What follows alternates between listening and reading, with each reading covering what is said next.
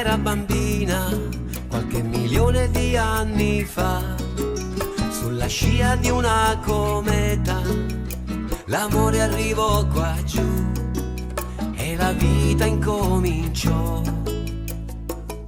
E come per incanto lei rigenera quest'universo, coi suoi profili languidi,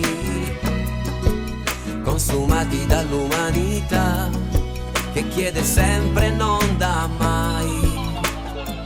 Gaia non è più la stessa, se una ferita l'attraversa, perché lei sta cercando di stare bene nonostante noi. Gaia non è più una stella, ora è diventata terra, e non bisognerà più farle del male ancora una volta, no. Nonostante noi, Gaia è sempre qui, Gaia è sempre qui.